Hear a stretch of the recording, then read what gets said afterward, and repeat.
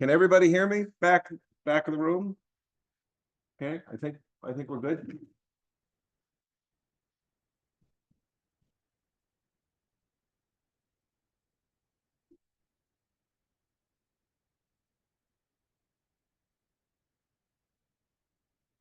Okay, we're going to get this meeting started. Thank you, everybody, for coming out on a blustery night. I'll remind everybody what I always need to be reminded of, to silence your cell phones, and to keep your conversation to the end of the meeting so that we don't have cross-talking while we're doing our presentation. We have a lot of information to get through tonight, and so we ask that you hold all questions that you may have until the presentation is complete. If questions come to mind that aren't answered during the presentation, we're going to have a nice discussion afterwards, and we'll get to answering all your questions. And if you need to make a note about what your question is, go right ahead. So to start off with, introductions. My name is Steve Gramont. I am the chair of this dam committee and also on the select board. Starting from left to right, the Sandy Perkins. We have Eleanor Reynolds. We have Sean Hadley. We have Bill Espemer. We have Chris Moss. Over here, we have Emery Cox, who is also on the select board. And we, sorry.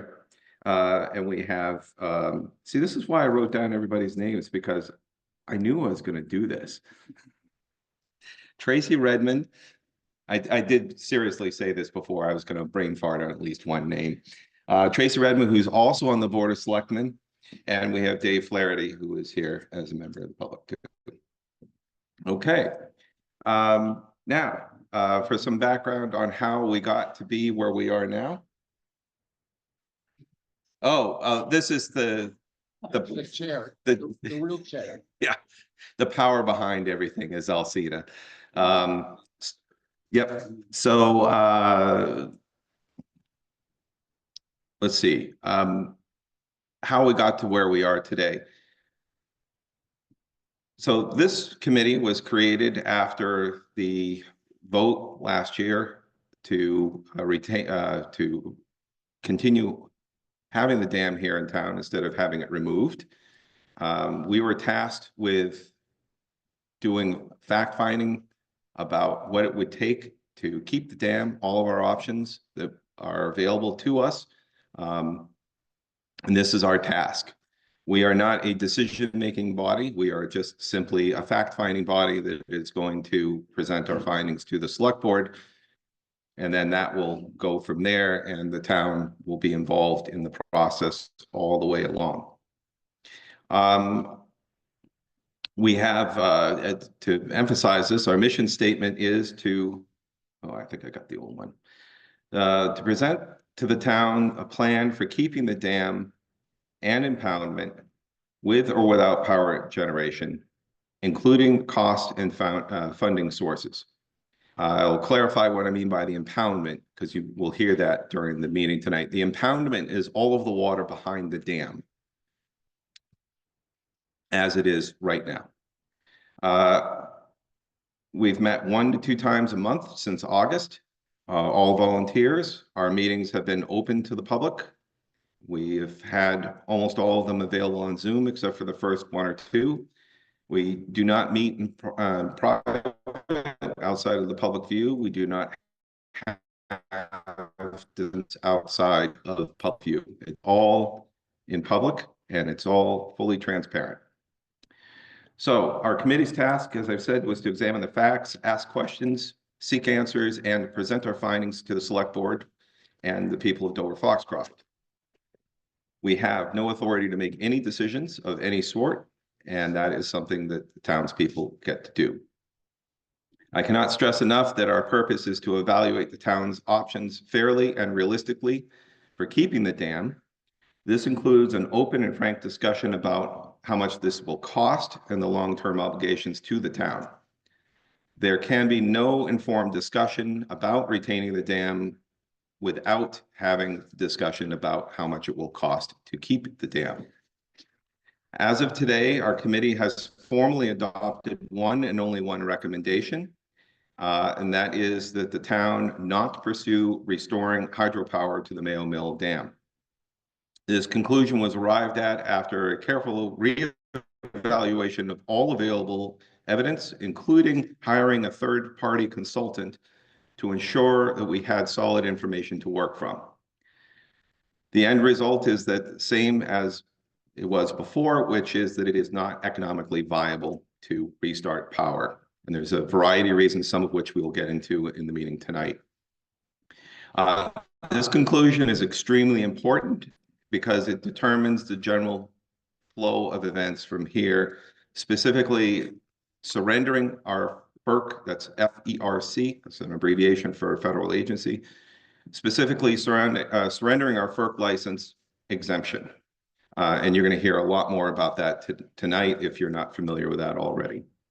Throughout this presentation, you will hear a lot of talk of money. There is no way of avoiding this.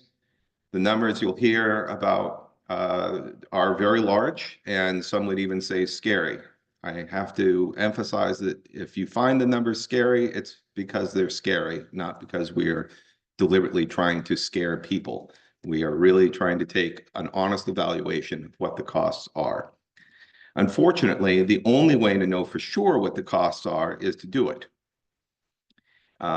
Even if we spent hundreds of thousands of dollars of taxpayer money on an engineering study, we would get a better estimate, but it still would be an estimate. As a recent example of this, the small bridge that we have on Lincoln Street, which many people weren't even aware was a bridge until it had to be replaced. That had an engineering study. There was, I don't know what, but probably in excess of $100,000 spent on that, maybe even more. They estimated the cost would be $2.4 million. By the time it went out to bid, the low bidder was $3.4 million. So this is a fairly small and self-contained project. So it's very important to understand that our estimates are the best estimates we possibly can do, but they're not something you can count on being accurate.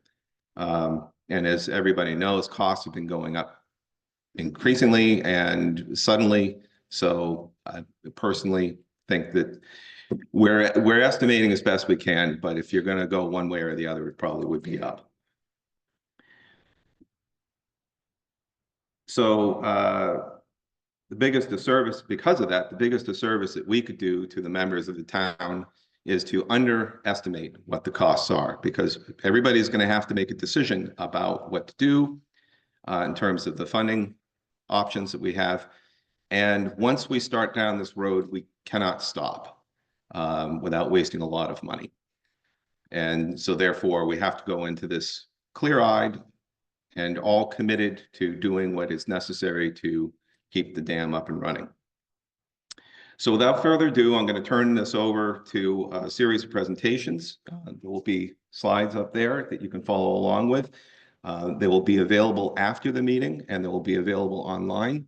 So don't feel like you have to scribble down everything that you're seeing, and you just concentrate on the presentation, and the numbers will be available to you afterwards. So without further ado, let's turn this over to Chris Moss.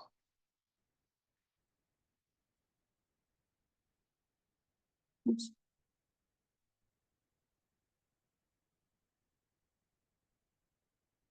Used to this.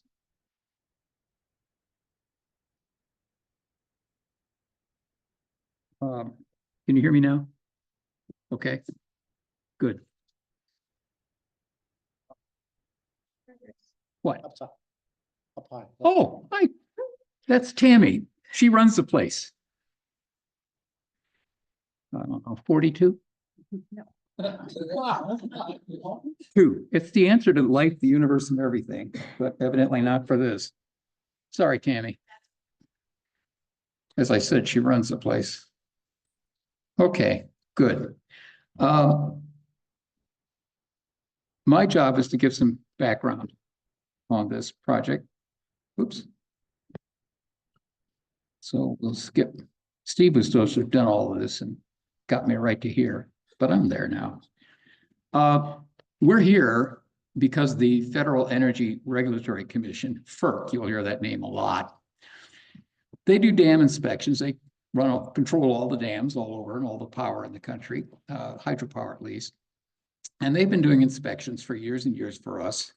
The last one was in August of 2023, just a few years ago. They pointed out a bunch of things which we'll just highlight in a few minutes. And as a result of that, they had an engineering firm come in and make two other studies. Gomez and Sullivan, this is a national firm. And they came in and they looked, first of all, at the dam itself, the dam stability analysis, and secondly, the hydropower restoration. And they gave us numbers on that. So we have those to start with. Just for background, and if you get into these documents, it's useful to know what they're talking about when the FERC inspection was. The spillway that we all know and love is called an OG spillway. Where the logs used to come down is a sluice way. There's another spillway near the mill, the fish ladder, which we all recognize, and of course the powerhouse, which we recognize. You'll see those all through their report, which we're not going to get into tonight. They made a bunch of observations, which basically they're saying fair, fair, fair, satisfactory, poor, and satisfactory, meaning you need to work on these things. The sluice gate, the powerhouse roof is collapsing, which we can tell by looking over the edge of the bridge. Vegetation, not a good thing around a dam. We need a public safety plan. That's one thing we've gotten done.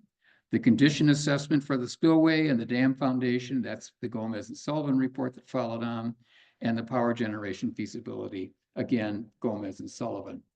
That was them. They issued, Gomez and Sullivan came back with their power dam stability analysis in October of 2023. They did the work in August. And again, FERC asked for that to be done. Dam deficiencies. They found all the things that FERC suggested, plus they added a few more things, including the third bullet here. Erosion of the bedrock along the toe of the dam up to 9 feet from the edge of the spillway. This means the dam is in danger of falling over, I guess. Then they looked at the powerhouse, second report, gave it to us in October of 2023. And basically, the thing is really corroded. It's really in bad shape, and it needs a lot of work to put it back. When you get a copy of the full report after this, you can read these for yourself. But basically, we had an engineering firm, a professional engineering firm, come out, and they looked at both the dam and the power generation. They gave us estimates specifically for those things, Gomez and Sullivan, in the two reports, which we'll get to in a couple of minutes. And then as part of the original dam project, there was another national engineering firm, Interfluve, and they did a very detailed set of estimates as to what it would cost to put the dam back together again. Not the powerhouse, but the dam. So we have three sets of numbers at this point, just to touch on them briefly. When they give you their initial numbers, pulling out of their left ear maybe, they give you an opinion of the probable construction costs, an OPCC. It's an engineer's estimate. It's just a tool to give you a sense of scope and to think about the feasibility of the project. It is not a bid, it's not a quote, and it certainly isn't a guarantee. As far as the dam was concerned, their first report, Gomez and Sullivan, they said, okay, to fix the problems with the dam, you're probably talking about, to fix the dam itself, somewhere between $977 and $1,193,000. To fix the powerhouse, not to put power back, just to fix the powerhouse, somewhere between $99,000 and $118,000. And then to put those rock answers in to stabilize the bottom of the dam, somewhere between $950,000 and $1.1 million. So altogether, somewhere between $2 million and $2.4 million. This does not include overhead, project management, riverbank, contingency, and lots of other things that go into a project of this scope. just to address those items. Then they came and they said, all right, if you want to repower the facility, this was their October report on the powerhouse. They had the first three things consistent with what we just looked at. And then to repower the facility, add another 2,300,000. So we now have a set of numbers of 4,300,000 to 4,700,000, just for those specific things, not for all the rest of the things that you would need to do to put this back in shape. So we had those documents. We now have two engineering firms, Gomez and Sullivan and Interfluve. Interfluve came up with a detailed set of estimates, OPCCs, to put the dam back together, not the powerhouse. And project direct costs, dam repairs, the 2,700,000, get the powerhouse building itself in decent shape, put a new fishway in, put some contingency in there, project delivery. They came to a number of $7,693,767. Everybody okay so far? Good. Because we can't take any questions. You told me not to. Shut up, Chris. Okay. So we're now at $7 million. All this work was done as part of the original dam committee. The second dam committee, us, the first question that needs to be asked is, what are we going to do to fix these things? And it all sits under the umbrella of the Federal Energy Regulatory Commission. It operates under a license from those guys. They in turn are an informal, at least, umbrella for a whole bunch of other federal and state agencies, some of which they insist that we visit on as part of any application we do. They're all going to weigh in. Okay. So some of these other agencies, the Maine Department of Marine Resources, the Penobscot Nation, the U.S. Fish and Wildlife Services, et cetera, there's more than 15 of them that are all going to be involved. And the way it works is we will need to file an application. We have to do this one way or another. If you choose to continue to do power, and we'll get to that in a few minutes, then you have to file a plan for an amendment to your license. If we choose not to do power, then we have to file with FERC a application to surrender. From their website, the plan must include the reason for why we're doing this. Secondly, a detailed plan and schedule outlining the work to be done. And in order to produce your plan, you must have consulted with the federal and state fish and wildlife agencies. Once they get a plan submitted by us, they put it out for public comment. Anybody in the world gets to make comments and intervene. And at some point, with some haggling, they will hopefully grant approval for the plan with all of their conditions that are on the project. Everybody okay with the process? Okay, good. That's how it's going to work. Now, in order to them, it's got to be complete. You have to have all your legal work done. You've got to have your fish and environmental water quality. You have to consult with the agencies. A reasonable time to do this, from the time that we really start preparing this plan, is about a year in order to get the plan approved. Okay. Now, the town is responsible for all of this. It's totally on us. We have to get the permits. We have to do the solicitation from all the people doing the work. We have to manage the work, manage the contracts, manage our relationship with FERC, and ultimately get FERC sign off. It's all up to us. So how long does this take?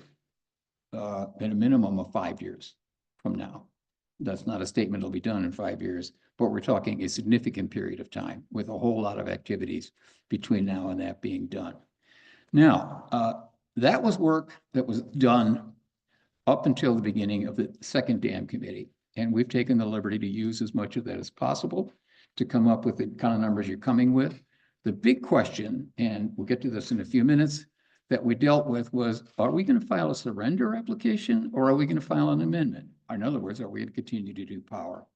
So we hired a third engineering firm, Kleinschmidt. You'll hear those names in a few minutes. And they reviewed the work that was to be done. And they gave us their own estimates, mostly economic implications. That was not really fleshed out the first time around. Economic implications of what to do. So that really leads us into the work that we've done here.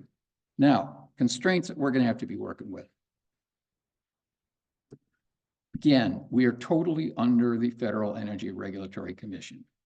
There is an issue in that they are getting increasingly antsy about us doing work that they have recommended to be done. They may come back and say, we're not going to wait a year for you guys to get your application in. We're going to insist that you're going to do some work now. If so, we're going to have to do it.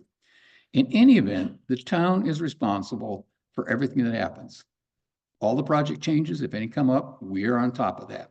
Any initial costs that come up, inflation, we're on top of that. In any hazards, we're on top of that. It is totally in our bailiwick at this point to be doing. So that's where we are.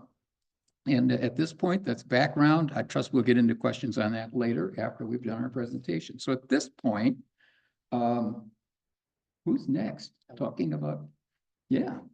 Okay, very good. I'll turn it over. And there's a little stool here to stand on. Yeah, you can see where the point. So I have to turn this thing off now? Okay. She's in charge. You're not.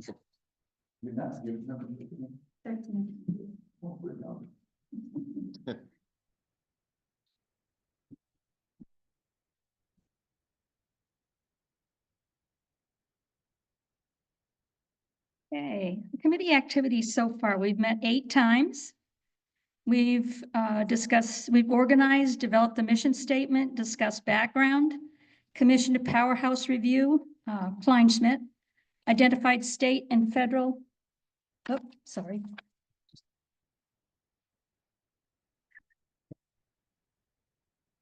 There we go. Identified state and federal entities to contact, possible funding sources, assistance with project, etc. Evaluation of cost, discussion of costs and potential funding sources, review of Kleinschmidt report, voted to recommend not proceeding with power generation, review summary, prepare for February 4th presentation. Oop. I'm on it, okay.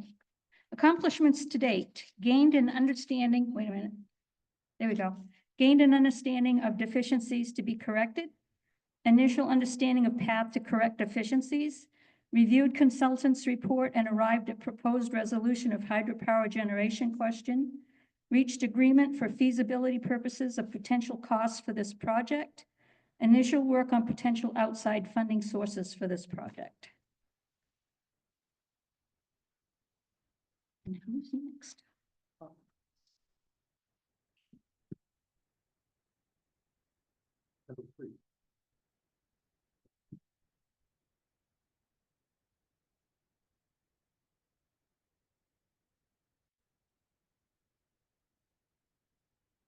My name is Bill Erspheimer. I'm going to be talking about 2 subjects. First is the power generation option. Second is the dam remediation. The power generation option, as Chris had mentioned. I'm good. Yes, Dave. Power generation option means we go out and generate power at the dam. As Chris said earlier, it means the current FERC license would be amended. So a new powerhouse has to be built. The costs I'm going to talk about in this section are just for replacing the powerhouse and generating power. I'm not going to be talking about dam remediation. Those costs will be in the second part when I get to dam remediation. So basically, I'm going to give some background information on power generation in the dam, and then I'm going to go through 7 steps of how you calculate what the impact is to the town of putting in power generation, and then we all can come to conclusions about whether power generation makes sense or not. So, as was stated earlier, FERC is requiring the town to either restart generating power or surrender the license. That's basically it. The existing turbine is not usable. The existing powerhouse is a mess, as was talked about earlier, and has to be either torn down, or in this case, if we put a turbine in, the whole powerhouse has to be rebuilt. The structure needs extensive repair work. And the way in which we come up with a costing, like Chris talked about, was construction costs associated with the 3 engineering firms that have come in, giving us an OPCC, an opinion of probable construction cost. And like was talked about with Chris, That is just the construction portion. That's not all the other pieces. So I'm going to try and tie together all the pieces, soup to nuts of what it's going to take to be able to do. The expected life of this turbine is about 25 years. You can make them run longer, but you're going to have to do major work after that point in time, either the turbine, the powerhouse, or the like. When we're talking, what are the considerations in looking at turbine generation? The cost of the new generation, as I said, are in addition to the cost for repairing the safety issues at the dam. Fish passage is a major subject for this dam because of fish passage for endangered species, specifically Atlantic salmon. If this dam were the last dam on the Piscataquis River before headwaters, it would be fairly straightforward. We might be able to do some things or have some latitude in what we're doing. But because we're basically dab smack in the middle of the Piscataquis River waterway, there's 200 plus miles of tributaries that are breeding grounds for endangered Atlantic salmon. Our dam is being looked at, as our other dams on the river have been looked at, as one that has to be able to pass fish and meet certain requirements. Fish passage requirements, safety for fish passage is extremely important, and water that's used in the dam is prioritized for fish passage and fish safety over use for generating power. That means that during certain times of the year, the dam may not even be able to operate. When Natel Energy came in with Mayo Mill to redo the dam, they were going to be required during spawning periods of not running their power generation during the daytime when the fish would move and not at nighttime. So literally half of the day during key periods of the spring and the fall, when you have good water flow, they would not be able to generate power. Or this dam, if the town were running it, would not be able to generate water. The existing fishway is not considered to be adequate to pass these requirements for having that. We're going to have to look at a new fishway, and the placement of the new vertical slot fishway is problematic in the amount of real estate that's available in that corner of the town. When you look at the Mayo Mill, you look at the land that's just to the east side of it, and you look at the powerhouse, this is what you see. You see the Mayo Mill goes along the edge of the river. A new vertical slot fishway, which would be about 8 feet wide, 6 to 8 feet wide, would have to be about 5 to 10 feet away from the mill coming down, and would have to go the entire length of the mill. And in addition, where that vertical slot fishway would end up coming in the design proposals that are there, would be right where the powerhouse is. So a lot of engineering, there's a bit of risk associated here. There's some engineering work that's going to have to be done to get that fishway, if it is applicable, to be in and be able to work with the limited space that's available on the east side of the Mayo Mill. The steps we use to calculate what the economic impact would be for the town are fairly straightforward. First, we have to know how big a turbine we can put in. With a turbine going in, how much power can we generate? We have to have a selling price for that power. We have to then calculate the electrical sales. Fairly straightforward algebra, and I'll go through it on the page, and you'll have this available so you can go through and understand the numbers that we came up with. We know electrical sales. Now we have to know what the installation cost is, and that's coming from these various estimates we've had up to this point in time. Now we can combine that together and actually understand what the economics are.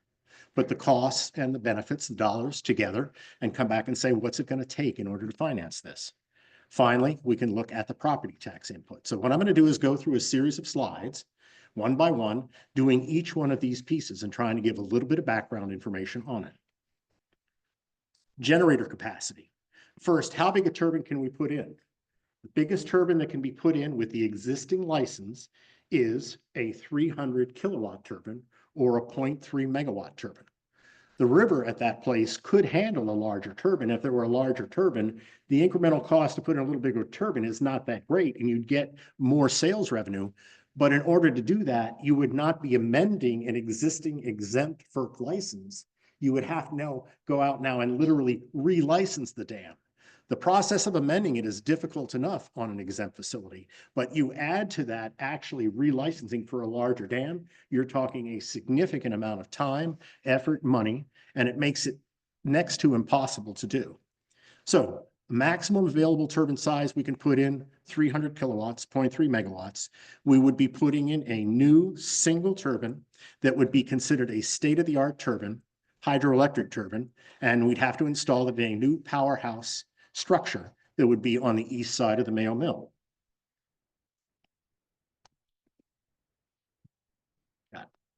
So now we know how big a turbine. We know how big a turbine. How much electricity can we generate from it? Fairly straightforward. 300 kilowatts times 24 hours in a day times 365 days in a year says that we can generate 2,628,000 kilowatts, which is the same as 2,628 megawatts. People talk in the electricity generally about megawatts over kilowatts. It's easier to work with. Smaller numbers by 3 orders of magnitude. If you have a hydro, that would be the maximum amount of power that could be generated. Typical hydroelectric turbine that's there is never going to generate that maximum. There's always going to be a plant factor associated with it. We'll call it an efficiency, a plant factor, or a yield. In this case, typical yield I've worked with in the past is 50%. Kleinschmidt report, and Kleinschmidt's our expert, came up with 51.7. So what that means is for every megawatt hour of capacity you have, you can only generate a half a megawatt of electricity that you can now go and sell. So what does that mean? The 2,628 megawatts of capacity or capability translates to 1,360 megawatt hours that can be sold. So now we know how big a turbine and we know how much electricity we can sell. So the next question is, what price can we sell it at? And why is that important? Because the more we can get for the electricity, the more electricity we can generate, the more revenue to be able to afford to make the change. And that's what we're going to talk about the economics in a minute. So selling price into the independent service operator, ISO New England, varies significantly. It varies from a wholesale price of, according to Kleinschmidt, $35 a megawatt hour would be a good number to work with, to what is called a net metering price. And the net metering price is the highest. Anybody here familiar with solar systems on a house? Same thing with a solar system. You have a solar system, you put it up, you net meter the electricity in, and then you pull it back out. So the current pricing is $35 for wholesale, $135 for net metering, because the Mayo Mill Dam is a small renewable power generation system. It can be qualifying for net metering. So what's the impact of net metering? I have a slide on that because I think it's important for people to understand. If we're going to obtain that $135, which is critical, or more, net metering in Maine, also known as net energy billing, allows utility customers to offset their electric bills using output from small renewable sources. NEB, net energy billing, is a credit program. Power produced by a renewable producer can go to a user. Sometimes that's one and the same. If you have a house and you've got a solar panel up, you both put in and you're the user of that power coming back out. So the obvious question is, why don't we sell it to the town? Well, we can't net meter for the town because all of the town's electricity that it uses, power that it uses, isn't available and is already covered by contracts to other producers. So the town has no more electricity that isn't already covered by contracts. So town has no net energy billing available or crediting available. So if the dam were to go into a net energy billing program, you'd have to find a user that would want to be able to use that power. And if you can't, then you have to sell it into the grid at wholesale price. So whatever you can sell to a net energy billing situation, you're going to get 135, but if you can't, you're only going to get 35. And that's a significant difference. How much of a difference on a yearly basis? If you have 1,360 megawatts, at the low end, the dam revenue would be $48,000 a year at wholesale. At the high level net energy billing, it would be $185,000. So it's really important to try and have that net energy capability to be able to sell. Operating maintenance, according to Kleinschmidt, is $30,000 a year for the electrical portion, for the powerhouse portion. That's all we're talking about, not talking about the dam itself. So the sales revenue, if you look at what it would range from, the net revenue to the town that could be used to offset against any loans that were made or bonds that were made would go from $18,000 for wholesale price all the way up to $155,000. So how does that all kind of fit together? What does it take now to put in fully loaded cost to put in a powerhouse arrangement, not fix the dam again, but just the powerhouse arrangement. $3.2 million, soup to nuts. That covers direct costs, site work, delivery costs, contingency, inflation, project management, and the other. That number is estimate, doesn't include the money to repair the dam. Any contingencies monies we have, we put into the site work, the 2.4 million, which is buying the turbine itself and working through with any of the construction work required. Additional town overhead costs that I'm going to be talking about in a minute when we go into the dam remediation. That's the stuff to get all the licensing, permitting with FERC, and all legal and other studies that have to be done is covered in the dam repair, and no additional cost for inflation. The issue that we have, and inflation comes in, and it's going to come in a minute when we talk about dam remediation. We're not doing these projects today. Those estimates that we have were the estimates from 2023. We're looking at going out 4 to 5 years before we could install a powerhouse. If you look at an inflation rate of 3%, in 4 or 5 years, all of a sudden, you're 20% more for the cost of a project. So this is going to come to the fore in particular when we now look at, in a minute, when we look at the cost of the dam remediation.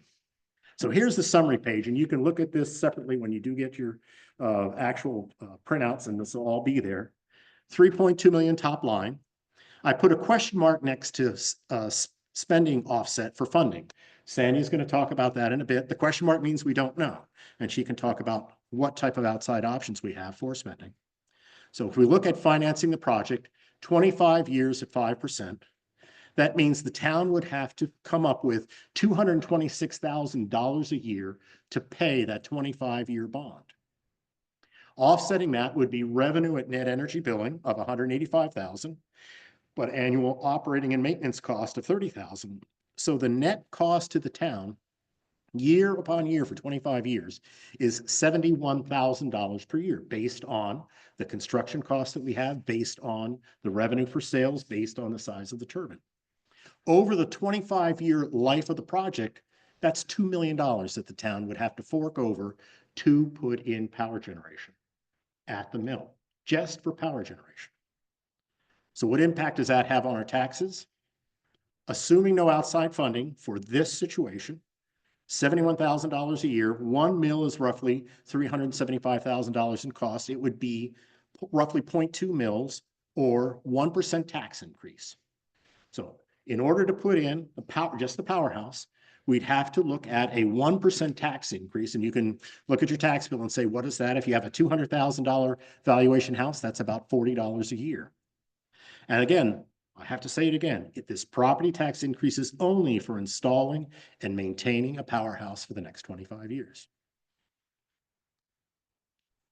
So conclusions, what were the conclusions that we came to as the dam committee? Generating power does not make sense from a financial standpoint. The town would be subsidizing the generating of power.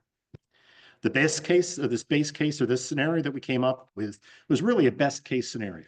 It looked at net energy billing for power selling price, optimistic production rate, fish passage arrangement that would meet FERC standards, and we're basing the return on investment upon using the cost just to repower the dam. You have to think, if we did repower the dam, repower the facility, you still have to fix the dam. And there's a lot of money that I'm going to talk about in a minute about that. So it's just for that. So we've kind of isolated it out. The committee voted to recommend to not resume power generation. And that's how we came to that conclusion. So again, all of these slides are there. You can go through them with a fine-tooth comb if you have questions. Come to the dam committee meetings and ask the questions at that point in time. So the next step, I talked about the dam remediation cost. Chris talked about that. He showed some of the various items that are there. I want to kind of go through a narrative to put that together in the same way so that we can understand what is the soup to nuts total fully loaded cost to be able to do this work that has to be done. Background, most important, the town must repair the dam. Again, the town must repair the dam. The dam is not in compliance with FERC requirements. The town has repeatedly, over the last 15 years and 3 dam safety inspections, where the same issues have come up and by and large have not been fixed. Issues like Chris showed, 3 or 4 or 2 or 3 have been fixed, but there's still 5 or 6 or 7 that haven't been fixed. The dam hasn't generated power in 18 years. It hasn't had any major repairs in 20 years. And it needs to be repaired whether the town keeps the FERC license and amends it, or if it surrenders the license and then is no longer covered by FERC. It is non-negotiable that the town do this. It has to be done. Just as long as we keep that clear in our heads. Next, and you have to keep it in perspective, what is the purpose of a dam? I find 4 purposes, maybe there are others. One is to generate hydroelectricity, like we see the Mayo Mill Dam's been doing. 2 is for flood control. Army Corps of Engineers put in hundreds of dams throughout the United States over the last 50 to 100 years for flood control. The Mayo Mill Dam is not a dam that's there for flood control. The Mayo Mill Dam makes flooding in the downtown worse. It makes the cost for infrastructure repairs, it makes other things worse, as we saw last December, December of 2024, as people saw on April Fool's Day in 1987. Can also be used for water storage or for drinking water reservoir. All of those 3, generating power or flood control or water storage, somebody is paying for that. The people who use the water, the people who get flood protection, either through insurance or whatever, the people that generate power, all the revenue to have the dam, afford to be able to have the dam, comes from those sources.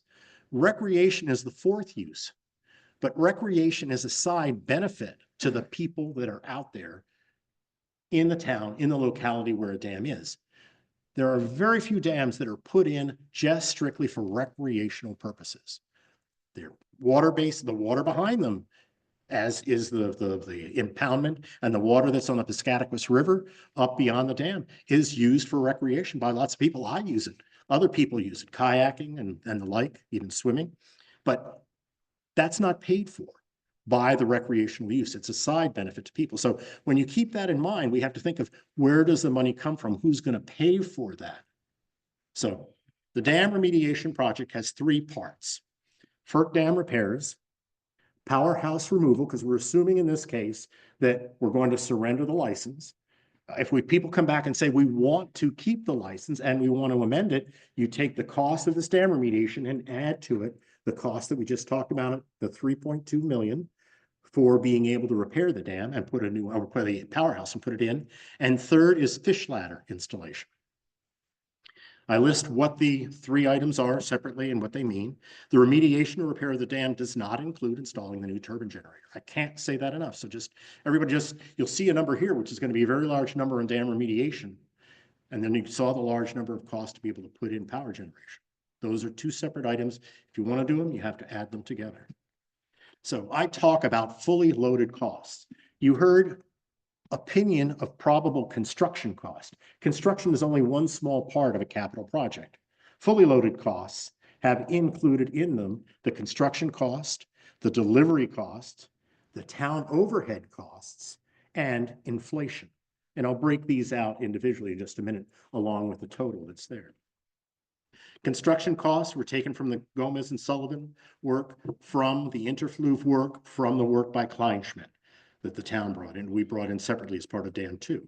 They include the construction, contingency, and project direct costs. The cost components, I'm not going to read through all these. This is a list of all the things that were mentioned earlier by Chris that have to be addressed. Each one of these has a cost associated with them. And there's 17 items that are there. Each one, some more than others, some with $1 million, some with $100,000. The delivery costs are really, when you have a capital project, this is the cost to manage the capital project, including project management, permitting for the capital and construction work that's done, not the FERC work, engineering design, construction contract administration, construction observation, and the like. Overhead costs. One of the issues we have to remember is that there is a whole series of costs now the town has assumed and must deal with. The town has to now work with environmental studies. There have been fish studies done. There have been water studies done, but the town is going to have to submit. And some of those were done previously. We can piggyback on those, but the town is going to have to go out and pay for fish study. They're going to have to pay for water studies, water quality studies. Before the dam can be surrendered, or before the license can be amended to put in a new turbine generator, we have to do a water quality study. And the Maine Department of Environmental Protection has to come and approve the water quality that's there from a dissolved oxygen, temperature, and other standpoints. Also, we have a FERC consultant that we're going to have to bring in because we have not done this before collectively as a town. We need to hire somebody that can do it and provide a structure and has gone through it before. Legal fees and town project management itself. And there are other issues that are brought in.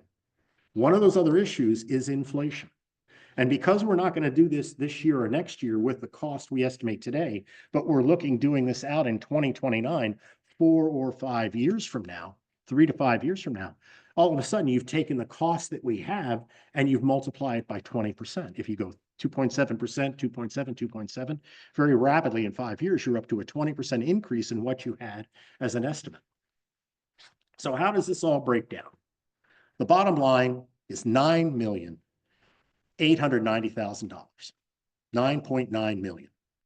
Breaking down to the FERC dam repairs at $6 million, removing the powerhouse at roughly 400, just under 400,000, and a fish ladder at 2,800,000. Breaking it out in those cost categories I talked about, construction of about 6 million, the actual project management delivery costs at about 1.4 million, town overhead for legal, fish studies and the like, 1.3 million, and then inflation, $1 million. Again, because we're not doing it today.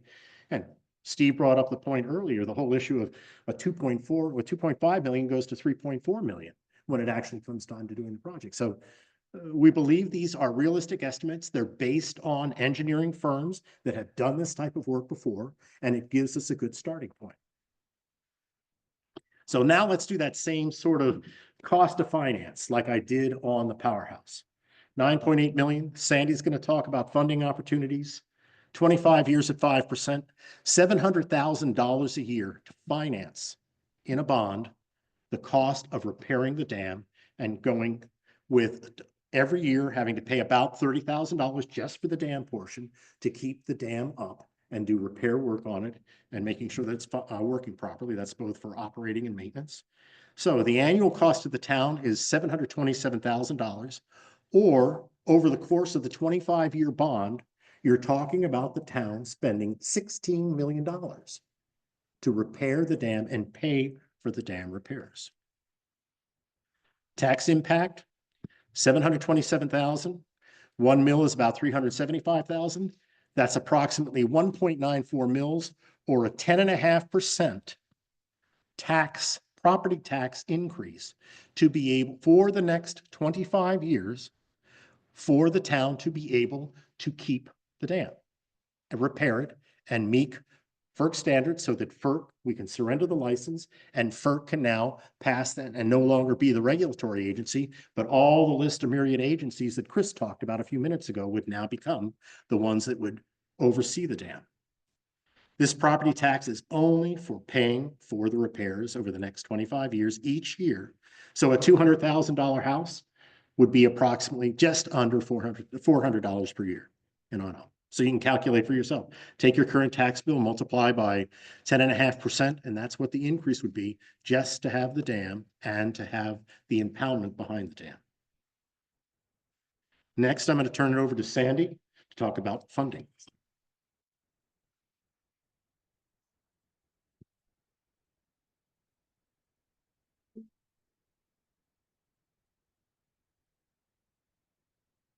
Phew, those are tough numbers, aren't they?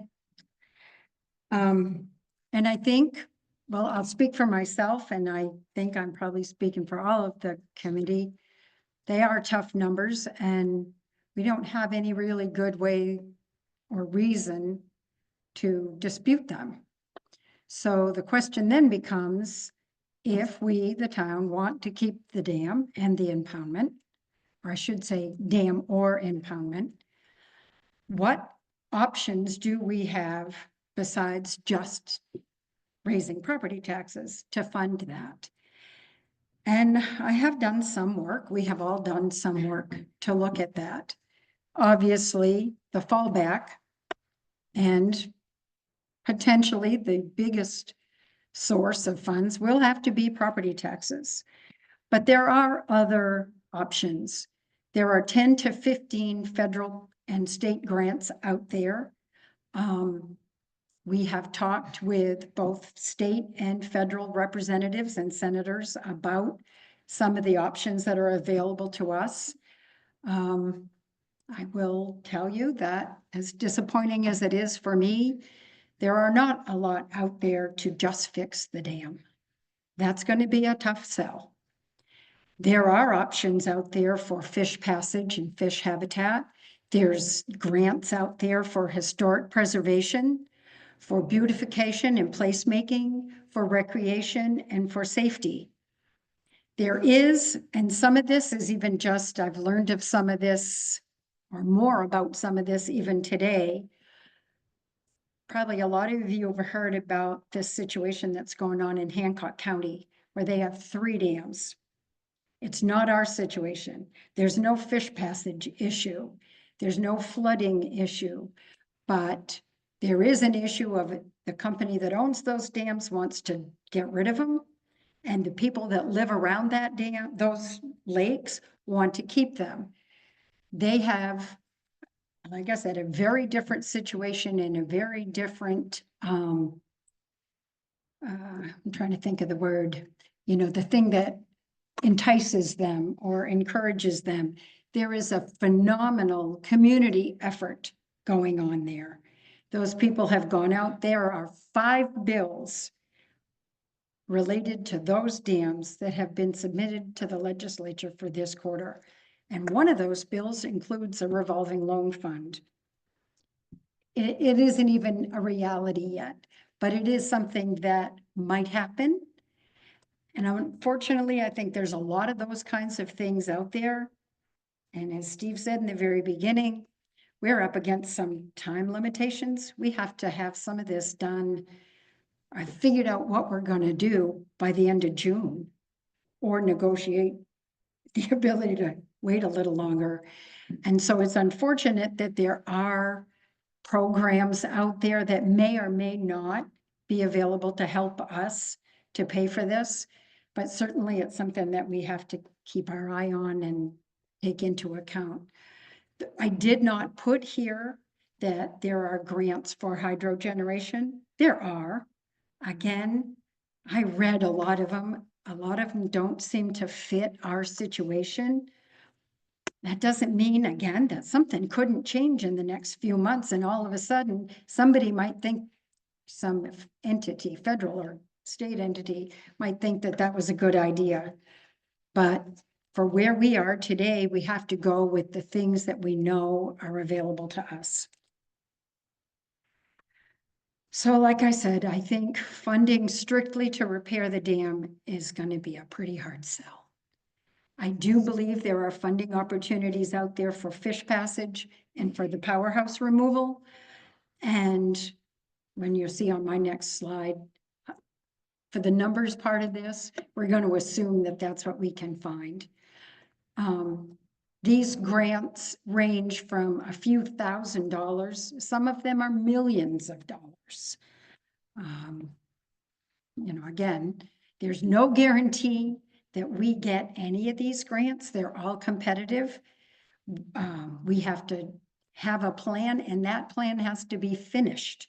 So whatever things are out there, and some of them, the expiration date for submitting our request is February 10th.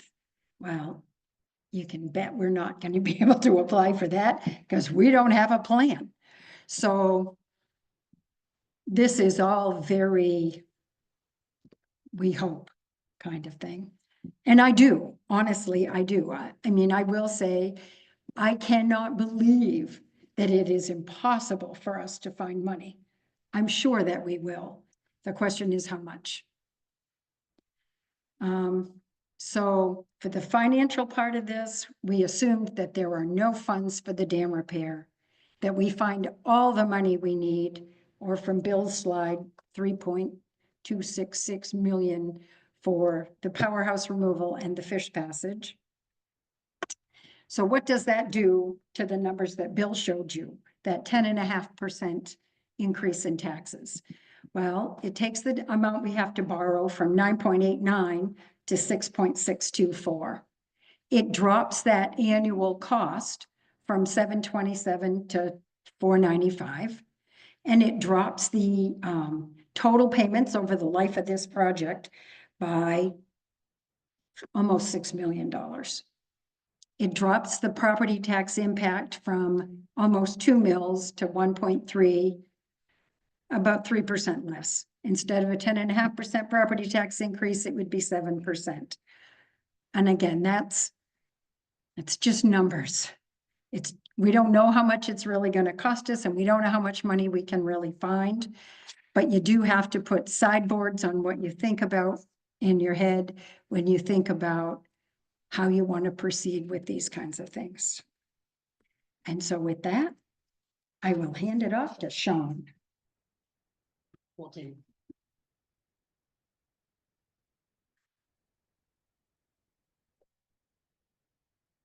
The next steps, can you hear me? Sorry. The next steps are going to be to take all your questions and answers and consolidate all that data that we have in the next following meetings.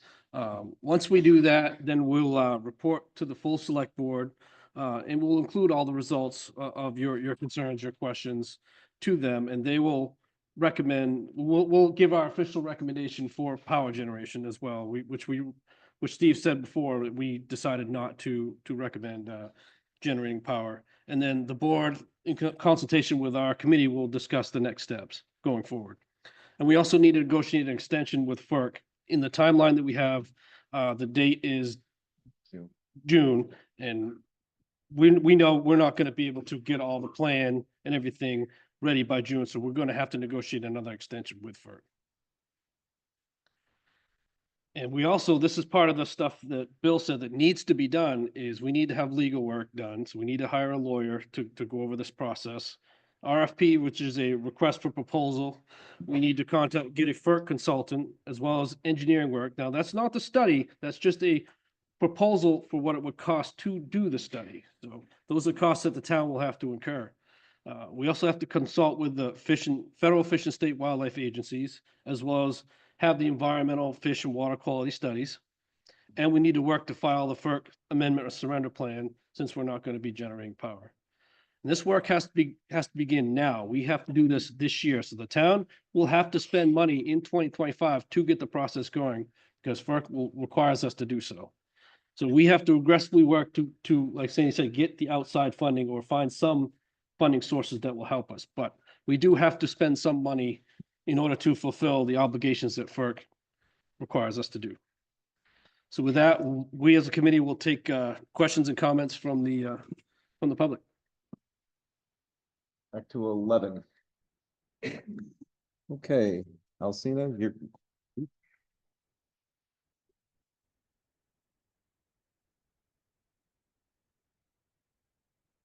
There we go. Okay, Alcina is going to come out. Alcina is the person that I totally ignored before, so she's right there. She's got a microphone, and she'll, I guess probably the best thing to do is that I'll stand here and I'll direct her to somebody who's got a question. So please wait. Oh. Yeah, it says green. Let's see. Is that working? I'll come out to you, just raise your hand and Oh, I think the cord is. But why don't we have another one? There's two. That one you got to push 2 buttons to turn it on. This one's easy. Thank One you. button. How come I didn't get that? That's fair. 15. All right, okay, good. So, please try to keep your questions short or comments short. And if somebody has already made exactly the same point that you're making, you can just stand up and say, I agree with the person who already spoke. And we'll start now. Thank this committee for hard work you've all done, and appreciate the clarity with which this presentation outlines the situation. Question I have has to do with, we'll obviously be providing, applying for removal of the license amended to repair the dam. That opens up the process in which that long list of agencies and interveners get to go before FERC with, comments, opposition to the plan, and things of that nature. Have you considered what those legal costs and dealing with that process will be in these figures that you've looked at? Particularly when we get some strong opposition from a number of interveners who want to see the dam removed. So, thank you for the question. So the short answer is, to kind of really boil this down, is that when we go to surrender the license, it opens up a can of worms, essentially. And there's no avoiding that. You can't, we would have to keep the license, which we have just determined is economically a really bad idea. So by surrendering the license, we can't actually get rid of the license and outside of FERC's purview until we have satisfied all of those requirements, the water quality and the fish passage. All of those agencies that Chris pointed to and partners, stakeholders will have their say, and FERC will make the decision along with them as to what we have to do to amend our plan to surrender the license. It's a wild card. We have no idea. There are some cases where the requirements for the fish passage were a lot more expensive than what was anticipated by the communities involved. We just don't know. And unfortunately, it's a don't know to the tune of millions, potentially, as was the case with the fish passage in this one particular dam's case. So we can't estimate that. We have to keep in mind that once we go down that path, we have to just keep going down it. We can't just call a timeout and say that we really don't want to spend that kind of money. We're into it at that point. Alcina, Grover right there. Yeah, Grover Kilpatrick on West Main Street. I'm wondering, I had a question about the fishway and that construction part of it. Who decides on what that is supposed to look like and what it will be? That's actually getting right to George's point. We have discussed this, and we think, based on the engineering studies that were done before, that the vertical fishway, that as Bill outlined, the large one, we think it would meet the requirements, but we don't know. It's not our call. We can't just say, oh, this is the one we like, we're going to put it in. This, I gotta say, as a municipal official, this, yeah, terrifies. That's a pretty good word, because normally when the town goes and pursues a project, we have definite guardrails on it. We know what we're getting into. If we buy a fire truck and we think we're going to buy it for $1.2 million, it doesn't come out to be $8 million, or, you know, it is what it is. There's a price tag on it. We know what it is. We can quantify that before we move ahead. There is just a lot of unknowns here based on the consulting work that was done before and our knowledge of other projects that have gone on. What you've seen up there is kind of the best estimates we can come up with, but it is certainly possible to be more. From the FERC website, specifically to your question, Grover. Yeah, this is number 2. Oh, we're still on. Specific to your question, we're required to speak to the federal and the state fish and wildlife agencies. There's about 4 of them that are going to be involved. And we have to talk to them generally before we do as part of making our application. So we'll have some idea when we make the application, what's going to be required. And then once we make the application and we publish for comment, we're on a whole other step. Is that responsive to your question? Well, give you a rough idea. It's where we are now. That's right. Basically, what you're saying is that the initial design could be nothing and be something totally different. At any stage until the FERC grants the application. Yep. Any other questions?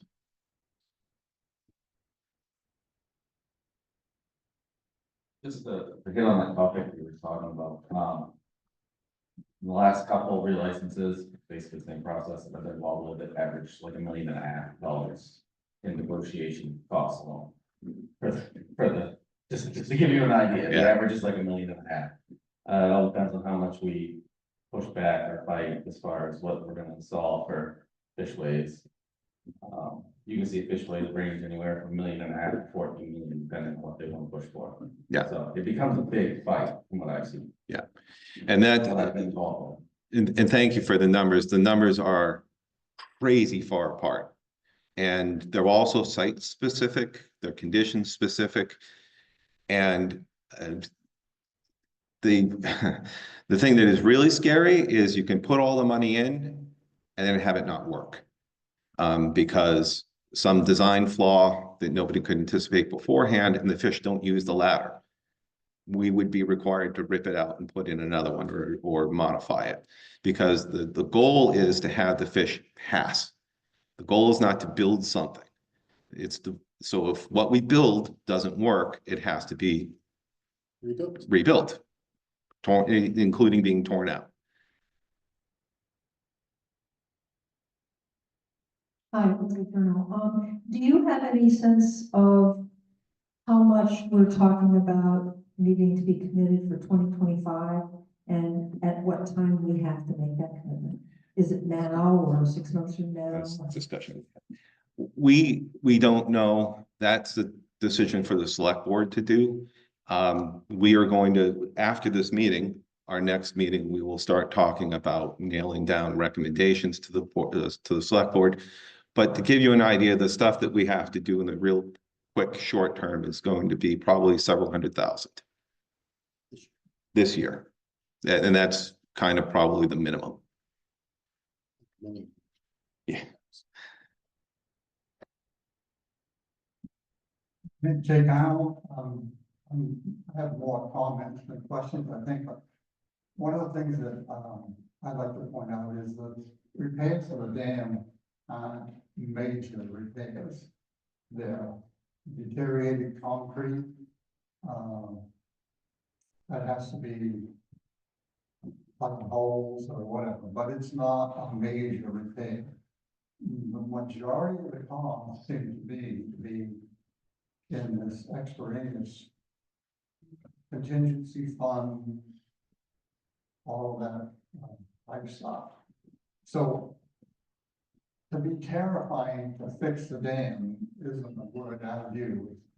I would think even local contractors, but there's plenty of contractors around that do that type of work that probably could provide us fair estimates on what that is.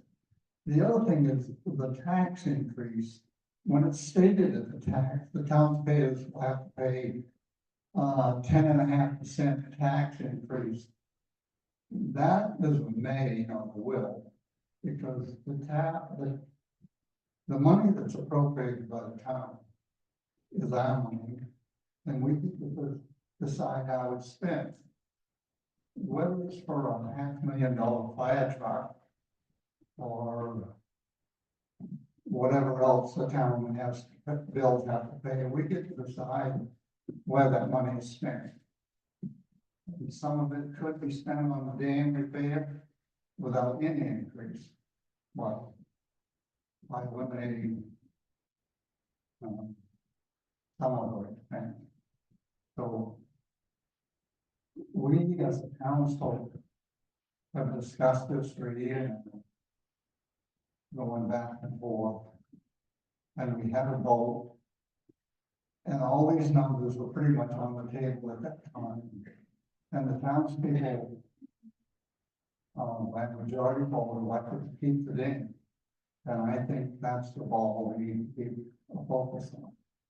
And I understand there's a lot of things that enter that we may or may not be subject to, but again, I encourage everybody to hang in there and don't be terrified.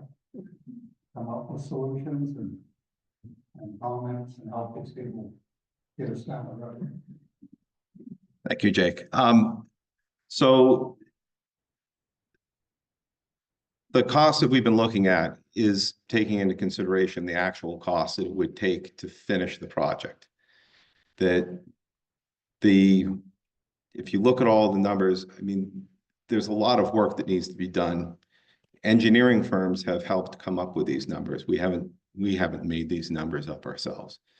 But a lot of the costs come from the federal requirements, and they are not within our power to influence. And so the costs of the thing that we have to keep in mind is that we won't, as I said at the very beginning, we won't know what the real cost of this is until we've actually paid. And that means that we have to be very careful about getting into commitments for 20-something years to keep the dam, and to be very clear about what the possible costs may or may not be. And that has been the process that we've been going. We have not made we're not making any recommendations for getting rid of the dam. We are just simply here to analyze how much it will cost to keep the dam. So that is what that's what the vote was to find out how to keep the dam. And this is what we've done. But no money has been allocated for this. And the way our town government works is nothing can get done until people have specifically approved the money to fund whatever it is. So the townspeople only voted to keep the dam. They have not yet voted to actually fix the dam. And that's where we're headed next.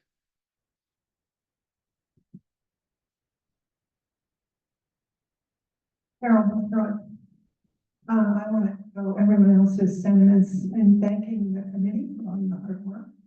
My question has to do with the possibility of getting grant money.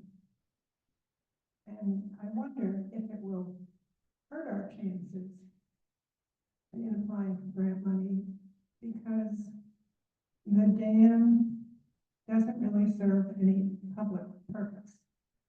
You know, if we're looking for public money, it should be for something that has a public purpose. Yes, and that's what Sandy spoke to, and as she said, it's a hard sell to go out and find money to it. I'll phrase it the other way. With a bridge or something like the two bridges we're about to have replaced over the Piscataquis, there is funding for that because it serves a discernible infrastructure purpose. So there are definite avenues of money for things like that.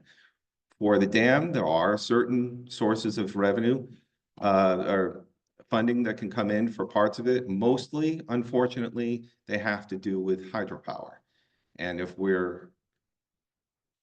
are giving up the hydropower, which is our recommendation, then certain amounts of those funding options are just not applicable.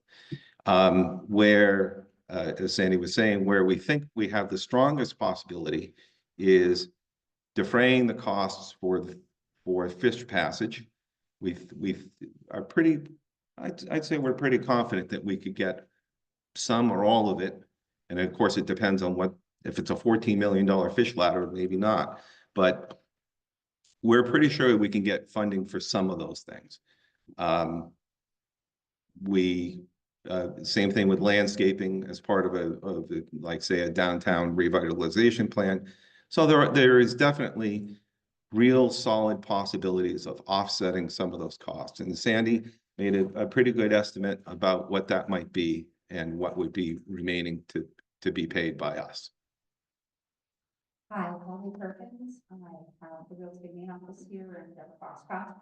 I'd like to speak to Carol's point in that I very strongly disagree with her assessment of that.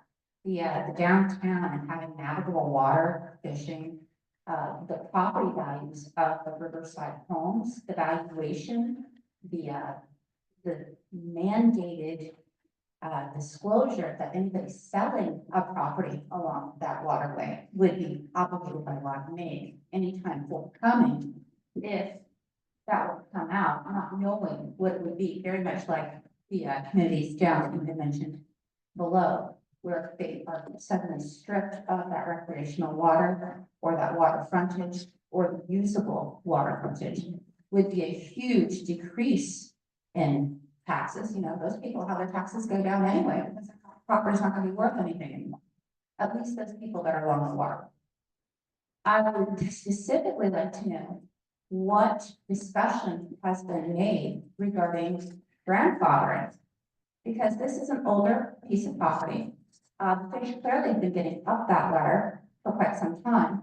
I'd like to know what it would just take to repair what's in place rather than re-engineer it. And find out what that compliance looks like. I didn't see anything that says, hey, this is what it's gonna take to fix this, stabilize it, and make sure that this is okay for the next 20 years, because we just spent the last 20 years doing nothing. Now, I understand that the town may have to spend some time and money making sure that those things happen, but for the last 20 years, as per your discussion earlier, that had not been done. So I'd like the committee to address whether or not there's potential for just straight repair, grandfather what's there. And if you guys can investigate that as you move forward, I'd very much appreciate it. So that was part of our presentation, and when you get the copy of the slides, you'll be able to see that that was part of both that was actually most of what Bill was talking about, the straight repair costs. The fish ladder is out of compliance, so there is no negotiation on that on our part to just say, well, we'll put some more wood in, which is what we've done.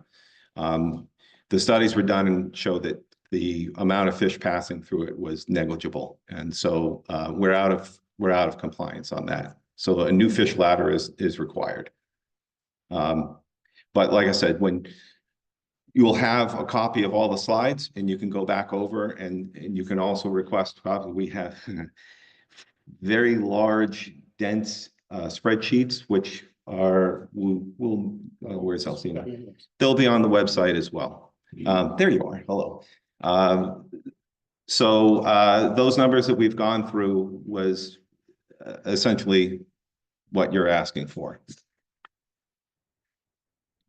Any other questions?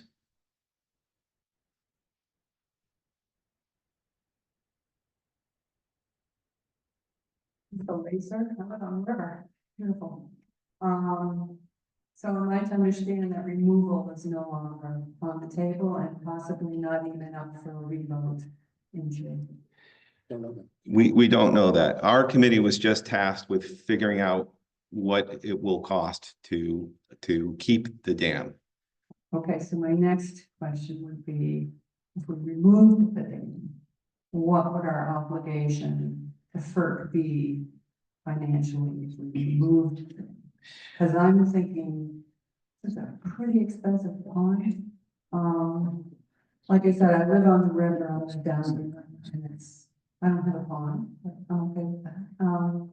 So yeah, is it still possible to have that option, and what would our obligation, how would it change our obligation to FERC? And the original committee had a plan.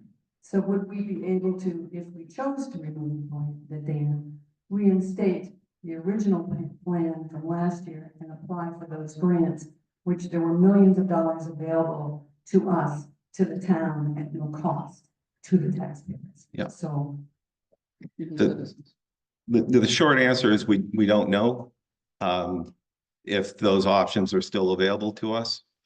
because they're based on funding that's available through various things and organizations. It certainly is possible, or at least the majority of it. But one way or another, if we are going to remove the dam or to repair it, or the power generation, whichever option there is, there's money involved, and we have to make FERC happy. We can't do whatever the plan is, we have to have a plan, and they have to approve it. All the stakeholders have to approve it. And then they can tell us we can do the plan or amend it or whatever. So the short answer is we don't really know.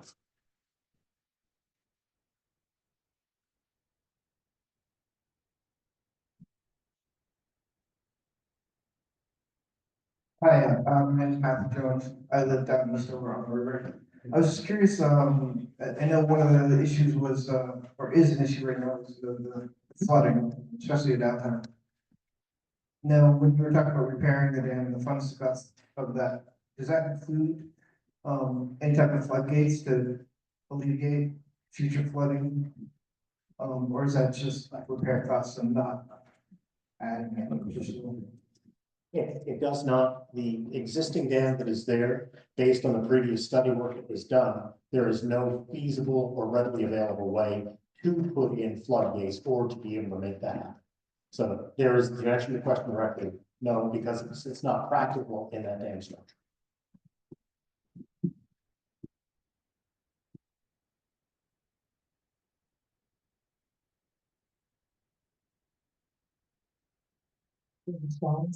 I have a concern and an issue with that statement that's just made. Because of under the Freedom of Access Act, I did go in and I requested it, and I was given the information. But the only time those gates on the Mayo Dam were opened in the last 15 years was once in 2023 when there was an inspection. So at no time have those gates on that dam could have been opened or closed. Have been done so. And that came from the town on the Freedom of Information Act. So I think you need to be careful on how to answer those questions. And the second comment I have is anybody engaging with our state representatives? You know, as Sandy said, there's 5 bills on the table coming from other communities that could impact us. We need to make sure there's engagement with that. There are also 2 new federal opportunities that are not actually on the boards yet, but there's information and discussion out there. Then one of them possibly be available in this summer.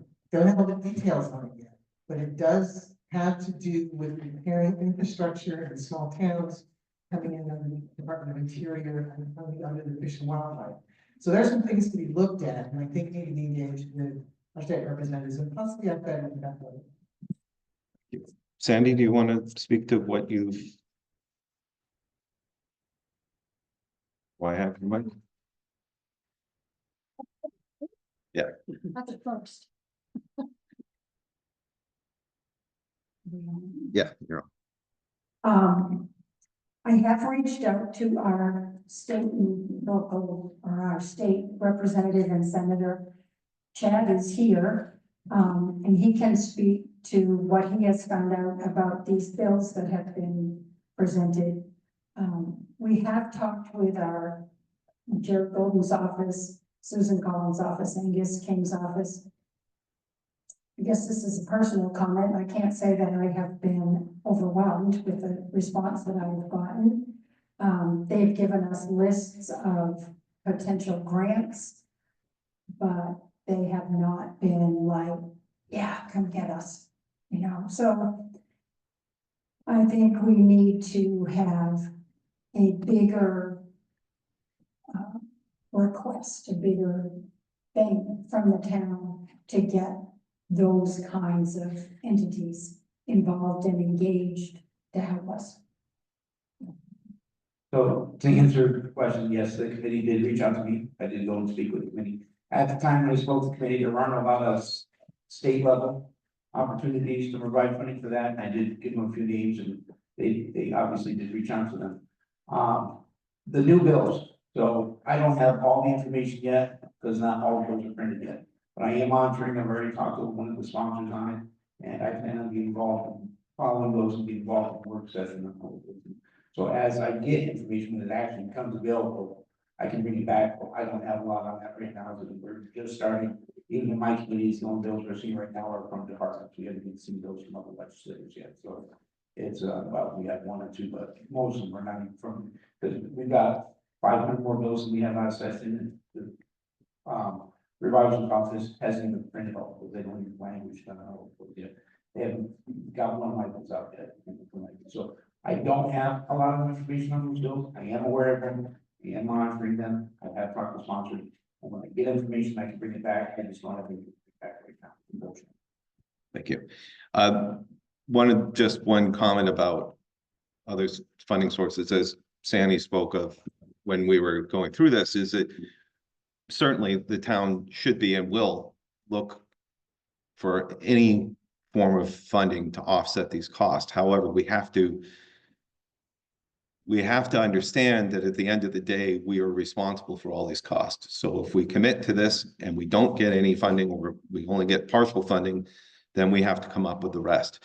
It's unfortunate we can't line up the possible funding and get solid confirmations until ahead of time. If we could, that would be great. But unfortunately, we have to move forward and then see what we can get.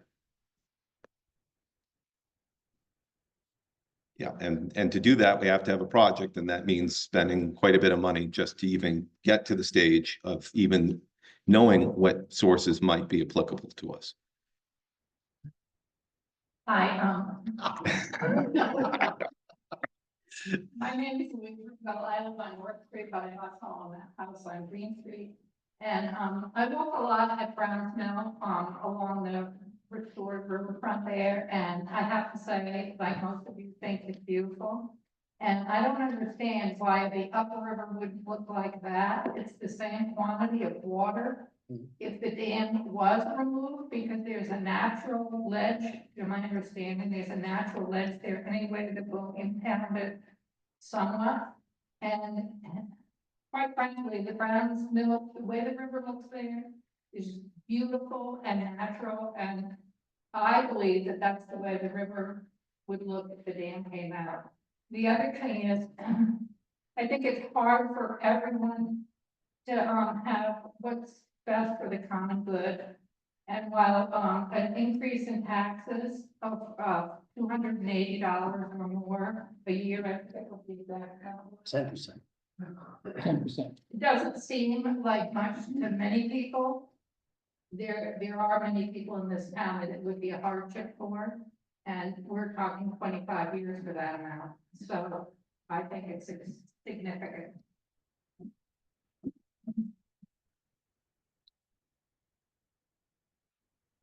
Before she jumped me.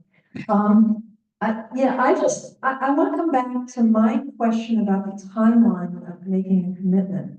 Because I'm hearing a lot of people say, well, if we just keep working on it, we'll get the money, and we just have to keep looking. But the problem I'm having is that it seems like we have to make a commitment soon, that FERC is breathing down our necks. And so we're going to have to make a decision before we're going to have any certainty about how much money we're going to raise.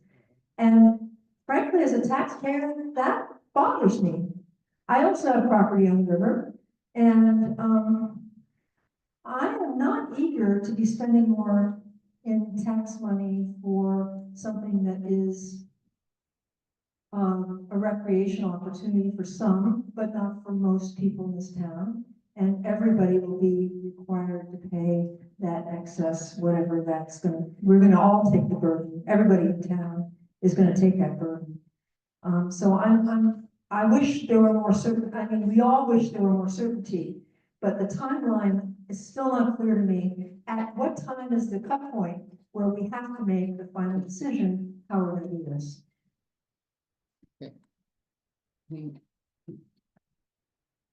We talked about this earlier, if you read my piece. So the default is we're producing a plan to be directly responsive to their question. In order to produce that plan, that means that we've produced, assuming the select board and you agree, we're gonna need to do a surrender application. assuming we cross that bridge, what happens is we start off with getting a lawyer involved, we're gonna need some legal work. We're gonna have to find somebody to help us through the FERC application process. These are not 2-page documents. It's gonna charge us some money to do that. Back to your earlier question, does this really have to cost $10 million? So we're gonna wanna get some detailed engineering costs. We're gonna need them anyway for the application. Again, right now, what we have are OBCCs. So we're gonna need those numbers. So we're gonna have to go out and find another engineering firm, a fourth engineering firm, to really give us numbers that we can take to FERC with, okay? We know that they're gonna ask us to visit with the Fish and Wildlife people, both the feds and the state. So we're gonna have talking to them right away, okay? All this needs to be done. So assuming that the select board says, yes, go ahead and do this, we're talking about a year to get all that work done. What we can do between now and the select board saying yes, is that we can go out and we can start getting requests for proposals for the FERC consultant, for the engineering firm that we're gonna need. We're gonna start doing some of the legal work. Now, if you think about where we are now, getting the request for proposals in, agreeing to start to get the plan together, the application together, I should say. And to get the application in, we're probably talking about 300,000 this year. This is Chris's number, not better with anybody. 300,000 this year, and perhaps more to get the final application done. Only when we get the final application done, do we really have a pretty good idea of the scope of the project. And even then, there'll be requests for comments, and I'm sure other interveners will ask us to do revisions. Am I making sense? Is it responsive to your question? So we have to go to the select board and ask for a good chunk of money this year. Yeah, and Chris didn't mention, we also have to apply to FERC for an extension because we're not going to make their deadline June. And yeah, you know, we think they'll give it to us because we're in process. And if they don't, we have no idea what that means, honestly. Just one quick point. You haven't exhausted the will of the people yet. Well, Agreed. Yep, agreed. Absolutely, absolutely. The last vote. I didn't hear his question. It was just a comment that we haven't exhausted the will of the people. Yeah. Okay, is there any more questions?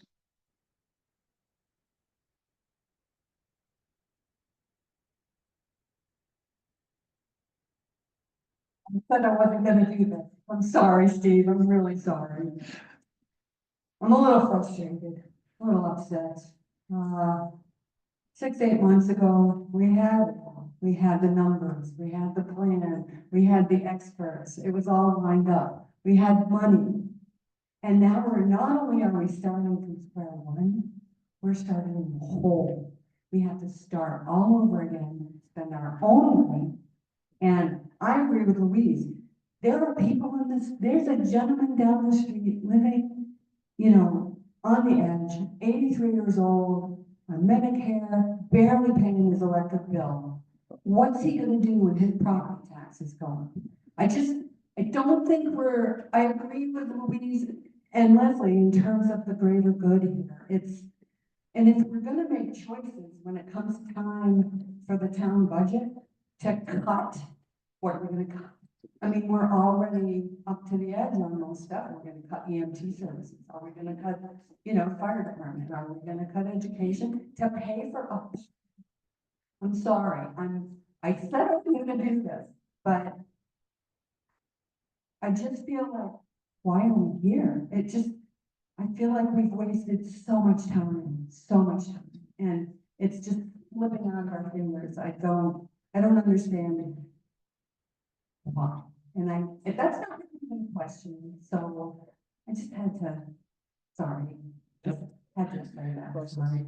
It's a process. The democratic process is we get out and vote, and You know, the next vote that we're gonna have, although I don't know the form because that's not our purview, is going to be about voting in some money.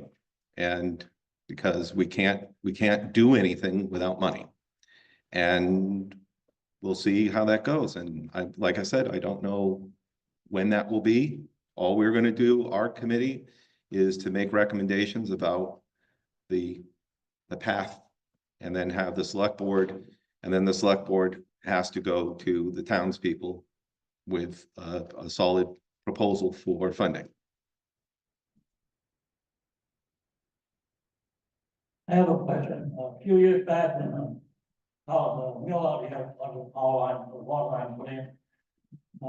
That bill, don't quote me on the number, but I'm gonna say 2.8 million to do water line from Dover to the mill. Then there was protest, a lot of questions, a lot of wasted money. When it got all done, it was half that money. I got the same feeling on this money that you're talking about now, way overpriced. If the town approved that 16 million or whatever it was, and it only cost 8, where do you pocket that money? Where's that money go that's left over? So the money would be taken out as needed. So if we estimate the project to be 16 million and it comes in at 8, then the taxpayers would only pay the 8. It's 9.8 million. Yeah. Yeah. So it's not like it's the way it doesn't work where first of all, we're paying annually, not all at once. So it's whatever the costs come in is what the townspeople will have to pay. And another thing, if they did dam, they leave the dam the way it is, period. What does the town have to do to, so to speak, bring it up to standard? You're saying it's deteriorating. Hoover Dam's been in since what, the 1930s? Way before this dam was ever built, I'm sure. And they have no problem with that dam. So why is this one so deteriorated now? It's just the way it is. And the engineering firms have gone in and taken a look at it. There's a lot of water that's been pushing against it. And I'm sure the Hoover Dam has had some maintenance done to it in the last 100 years.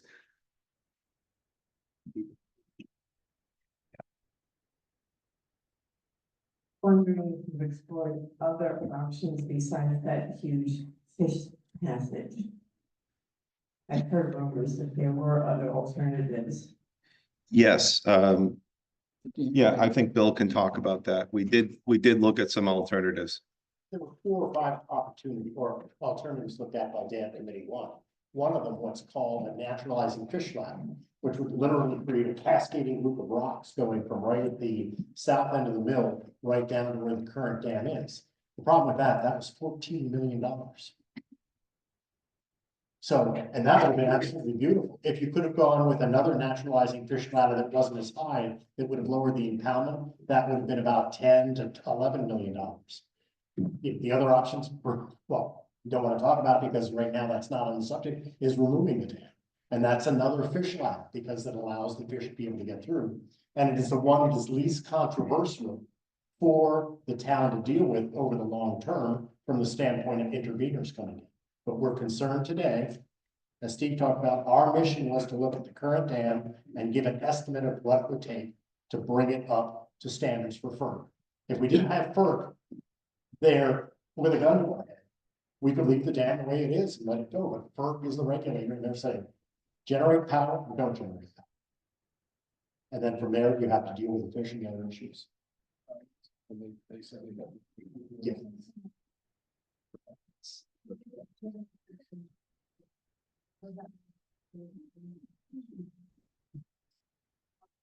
Did you convey anything about the Foxcroft option? Yes, and unfortunately, that was one of the meetings, unfortunately, that you missed. I know, one of you. Yeah.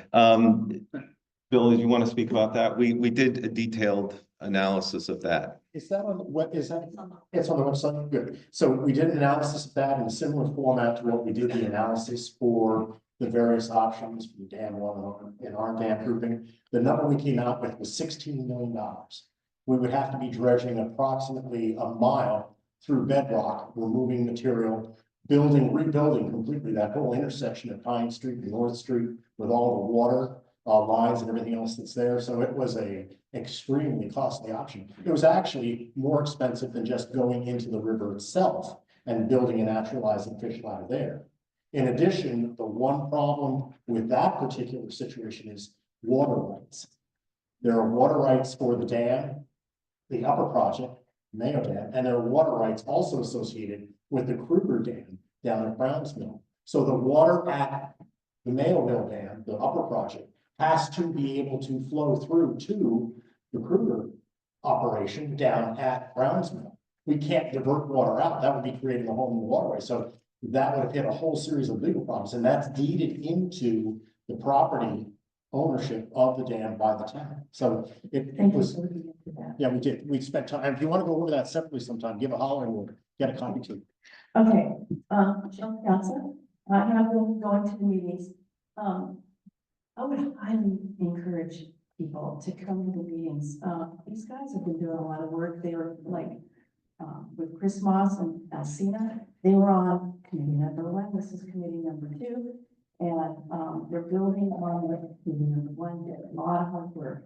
I've watched it. And they're not kidding you. And this is just us. We're not 3 non-profs coming in and saying we want to remove the dam. This is why. This is us. And I would also say, Bill, on that, the purposes for our river, let's add one. Do we have a forest around this? Oh, yes. Have there been a lot of wildfires? If we had a forest, we could have a wildfire. And so this would involve everybody in town, not just the river dwellers. That river water is going to be really important, really fast if we ever have it. Really, really important. So that's a huge, huge thing for the river to stay where it is. And whether you can be on the river or not, it involves you. The other thing is, if we can do even possibly creative financing, I don't know, maybe you could think about even flooding loan, people in town might want to put in, and then we could get a kickback. It might be highly motivating to get some extra funding that way. And that was just a thought. Also, if we let the dam go, it would possibly go back to the legal issues. They've been discussing legal issues. What about the sediment removal? It goes downstream. I understand that somebody has already purchased the Guilford Dam, so now it's due to be destroyed. So that their slurry is going to come down our way. So if we were to allow our slurry to go on down, think about the legal implications potentially of Penobscot Indian Reservation group, the different towns below us. If we had slurry coming down and destroying things that had nothing to do with businesses and things like that, they could sue. And if one person sued, guess what? It could potentially turn into a domino effect, and we may not see the end of that for years. What we're dealing with here is probably it's slugging it out, but there will come an end to it, and it will be good for all of us. I'm very convinced of it after especially sitting in with all these people and listening to all the stuff and hardcore facts over and over and over and building on what they have. So I support it. Thank you. Sure. Bill, everybody suggested to speak about the floodgate sluices and. Just real quick, going back to the issue that was brought up on the floodgates and the ability to do flow control or flood control. There were actually 2 occasions where the water was brought down. One was in September of 2019, when the town put in a new standpipe over by the mill, the Dover-Foxcroft mill. And then there was a second one done when the dam inspection was done in late August of 2023, when Gomez and Sullivan came. The gates that are there at the dam, we'll call it floodgates, it's the sluice gates that are there. those, they're in terrible shape. They are very difficult to maneuver. They can't be automated. The statement that I made earlier concerning the previous work that was done and look at the dam that's sitting there today. If you had a flood to the tune of the flood that happened in December of 2023, a year ago, and that occurred, you wouldn't be able to get enough water out from, you literally have to take the dam out. The dam couldn't be there in order to be able to then handle the water and keep flooding from occurring. So we have a situation there that even with the gates that are there, that can lower, but those two occasions when the water was lowered were in August and September in low flow periods. That's why the gate could be open that's there. And when it's open, it had to be replaced because the wood, it's a wooden gate. It's not a metal gate. It's got all sorts of mechanical problems associated with it. So it was in a low flow period, a very low flow period. If you have it during a high flow period, that's not going to be able to open up and maintain or lower the level of the river. And particularly if it is a situation like April 1st of 1987 or mid-December of 2023, the water is going to fit, those gates aren't going to do anything. You have to have a wholly different situation or configuration. So it's not practical. It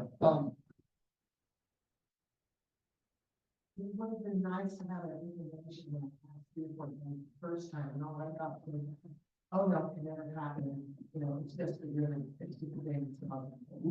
We had, I don't like not getting from the information. well, that's why we meet. And we had Tom and Tom, we heard from Tom. He's got responsibility among other things for our dam. And he came in and spoke to us about why that's not a good idea, his terms. And at one of our meetings, if you guys would like, we can have Tom come back and rehearse what he said. Then you'll know as much as we do.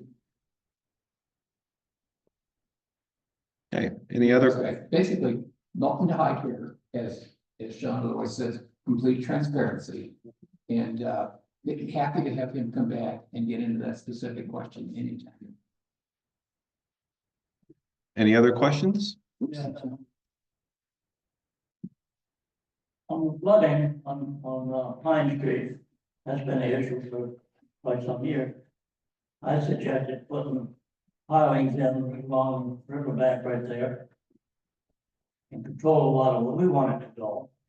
Then on the back side, they could put back the lot against these pilings, and you could have a nice restaurant, a nice movie theater, or a nice park, or somebody could sit there and watch the planes come in and out. That'd be a lot cheaper than doing anything to the dam. We don't need to really do anything to the dam. The fish department, that's just a money grab. There's around here fishing network. Only time there's fish is when they stop at the spring. At the bridge and down the east over.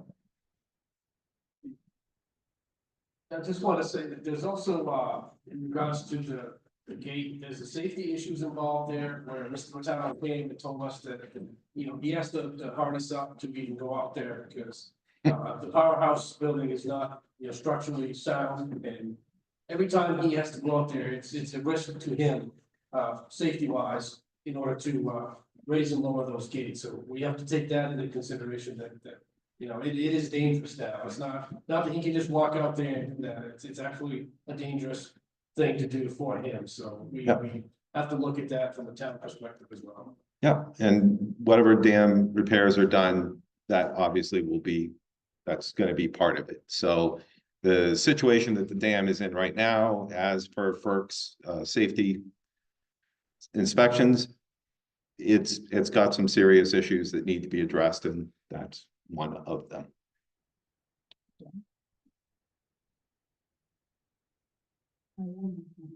I'm just curious, like with some of the refurbishing of the dam, so there's gotta be some, like, Jake was saying, there's gotta be some, companies in the local area that either individually or corporately could manage to do some of this stuff. And for all we know, they might be able to look at some of this as a write-off for their company.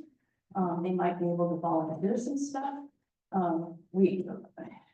Let's have some faith in the townspeople, and if we can have a little bit bit more communication, like maybe Friends of Dover-Foxcroft.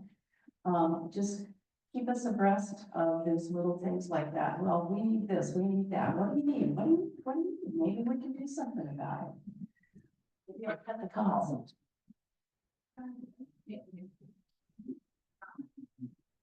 I have a son who was a hot shot out in Montana for years and fired all over the country.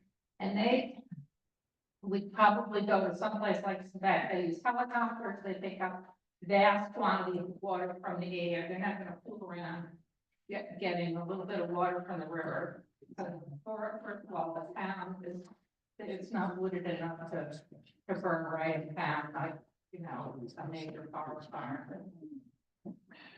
I mean, it's 3 miles, right? They had to pull out of the river, the whole thing. Well, there's still gonna be water in the river. Maybe. Okay, I'd like to close this meeting. And thank everybody for coming and staying and your comments and questions. Thank you very much. Just keep your eyes open. We've got more stuff coming up.